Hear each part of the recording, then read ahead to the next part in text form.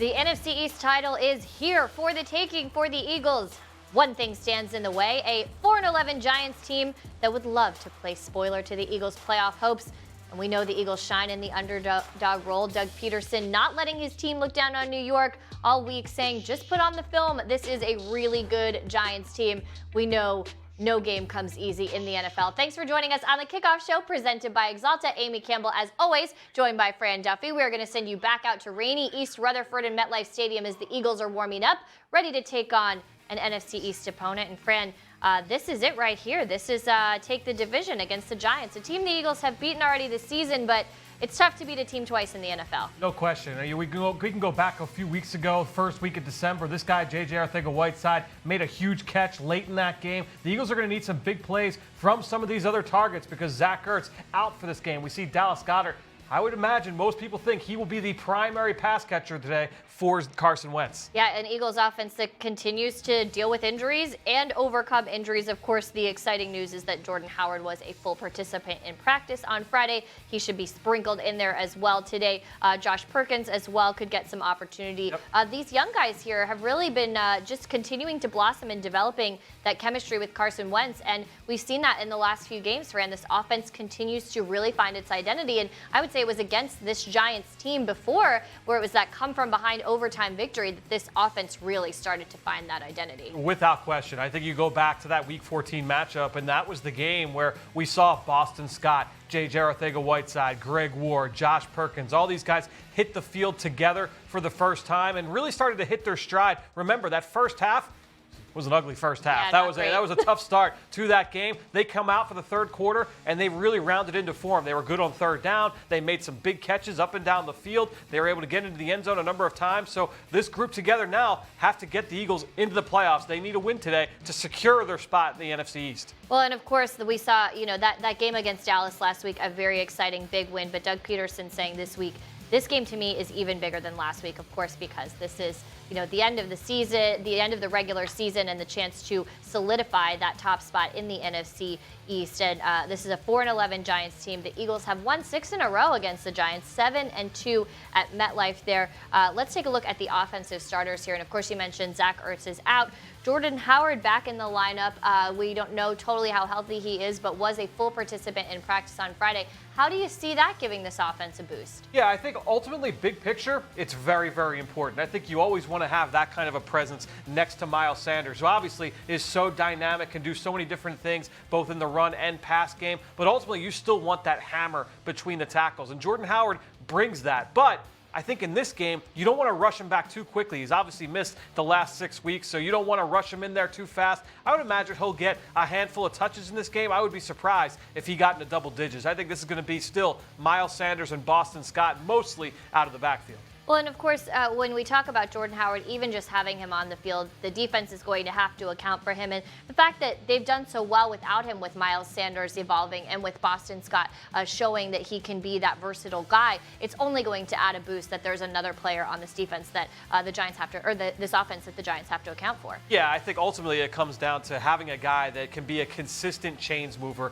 for that offense. So a guy that, if you hand the ball off to him, it's not going to be 0 yards, 1 yard, 2 yards. It's going to be 4, 5, 6 yards on first down. You love having that option in the backfield. Just a downhill grinder, a guy that can sustain your run game. The Eagles haven't had that guy. Miles Sanders, again, very, very dynamic, but just a different kind of presence in the backfield. Absolutely. Let's take a look at the Eagles defense, and we'll break down some of the challenges they faced today against New York. But a couple updates. Some of these guys playing hurt, but we know full practice on Friday, Fletcher Cox and Derek Barnett. Yep. Ronald Darby moved to IR, so he will not be here, and Jalen Mills is inactive today. So the secondary, again, look, they are always dealing with injuries. They're always overcoming injuries.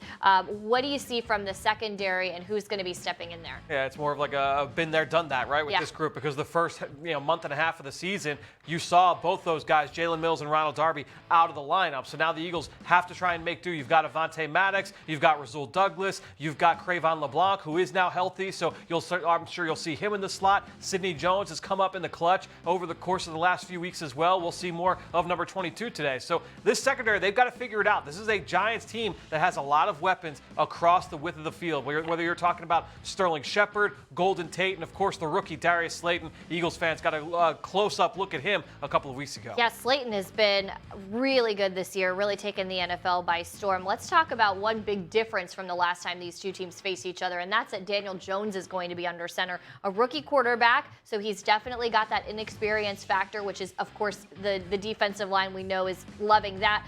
But he is also coming off his best performance of the season, 5 touchdowns, 352 yards against Washington last week. What kind of challenges do you see there for the Eagles defense against the rookie? Yeah, I think the big difference is that when you have a guy like Daniel Jones, he's more athletic, so he will hold on to the football, try and scramble, create outside of the structure of the play. Eli Manning, he's dropping back and getting rid of the football at the top of his drop. So there's good and bad with that. Obviously, the Eagles in the secondary, they've got to cover for longer, right? Because if Daniel Jones is going to buy time, whether he's in the pocket or outside the pocket, you've got to make sure you are latched on, plastered to your man in coverage. But then, from the defensive line standpoint, this should allow you to be able to get home. We had this discussion when the Eagles took on the Seattle Seahawks. Russell Wilson is that kind of quarterback. He's going to try and hold on to the football and buy time for those wideouts. Now, from a defensive standpoint, you've got to be able to win those one-on-ones in the trenches. The Eagles' defensive line, this is a matchup that they should win against this Giants offensive line. They had 6 sacks against Seattle. This line is worse for New York. They've got to be able to win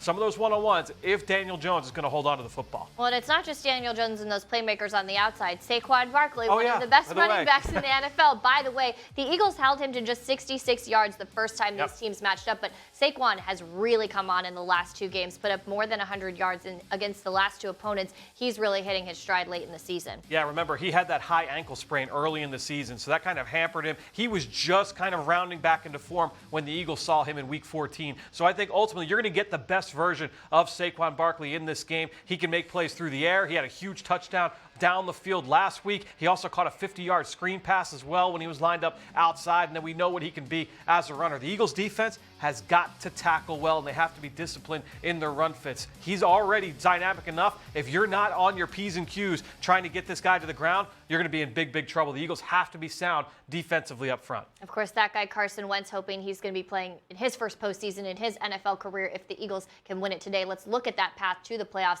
Look, we know we said it. It's very simple. Win today and you're in. You're securing that top spot in the NFC East. You're advancing to the playoffs with a win over the Giants. The Eagles will also advance if they lose this game, as long as the Cowboys also lose. They are playing Washington at the same time, so I know fans are going to be keeping an eye on both of those scores in the background. And the Eagles will not advance if they lose to the Giants and the Cowboys get a win over Washington there.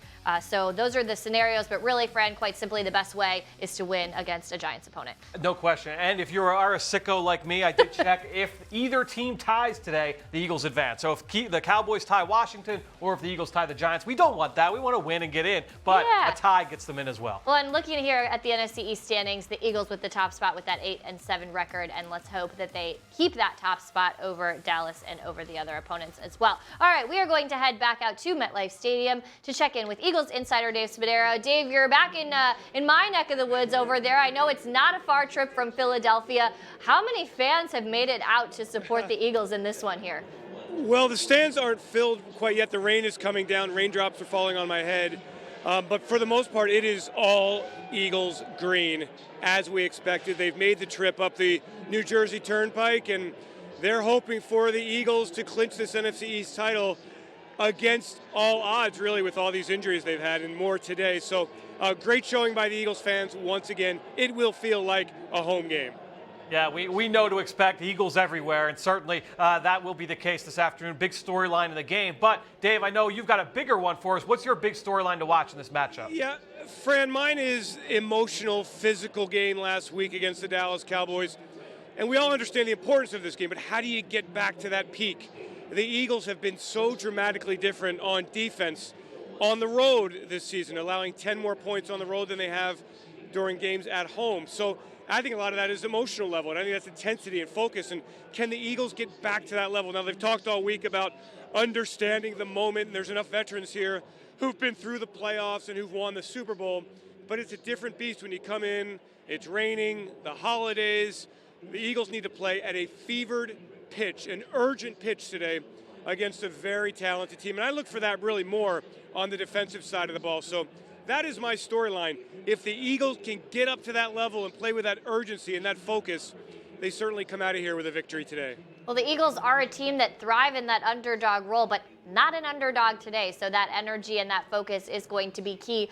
What about your key to victory for the Eagles in this one?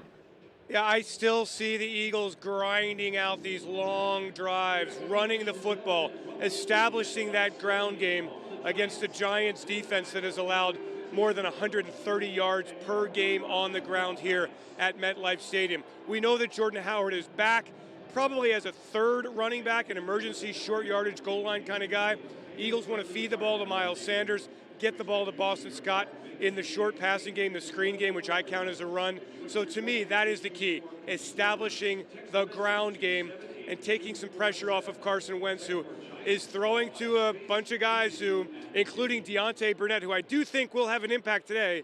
The Eagles need to get the ball going, get the ground game going, and grind it out against the Giants, just like they did last week against the Dallas Cowboys. You know, I feel like we always get a little surprise creativity from Doug Peterson on offense there, Dave. Stay dry out there in East Rutherford. We'll catch up with you. It's starting, and it's going to come down even more and more as the game goes along. It will be a factor. Very, very slick field here at MetLife Stadium. Definitely something to keep an eye on, Dave. We will check in with you after the game.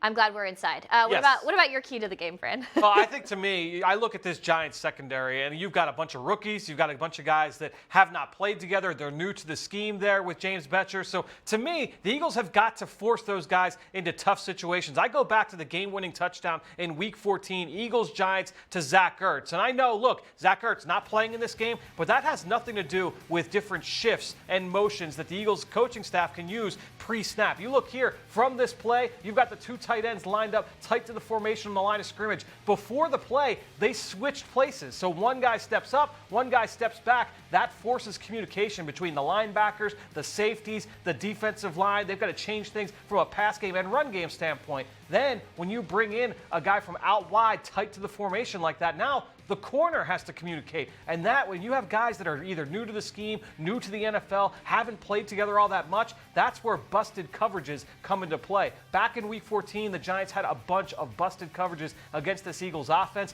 This final play, the game-winning touchdown to Zach Ertz, was one of those plays and was off that route concept where you're going to see Zach Ertz. He was wide open in the back of the end zone because of that lack of communication on the back end. The Eagles have to force the issue. Again, use some of those pre-snap motions, all those different looks there on the pre-snap to force the issue on the back end. Well, and I would argue that this secondary was where this Eagles offense really formed its identity, so we'll see them. They could take that next step again today. For me, this is about Daniel Jones and making this rookie quarterback make mistakes. He leads the league in fumbles with 16. This is a defensive line with the Eagles that can put pressure on this guy. His right tackle, Daniel Jones, the starting right tackle for the Giants, is out. Second year, Eric Smith is going to be in. Some opportunity there for Brandon Graham. Daniel Jones will make mistakes if they can force him to do that, make him uncomfortable, take away his first read, make that rookie uncomfortable, and let that inexperience show.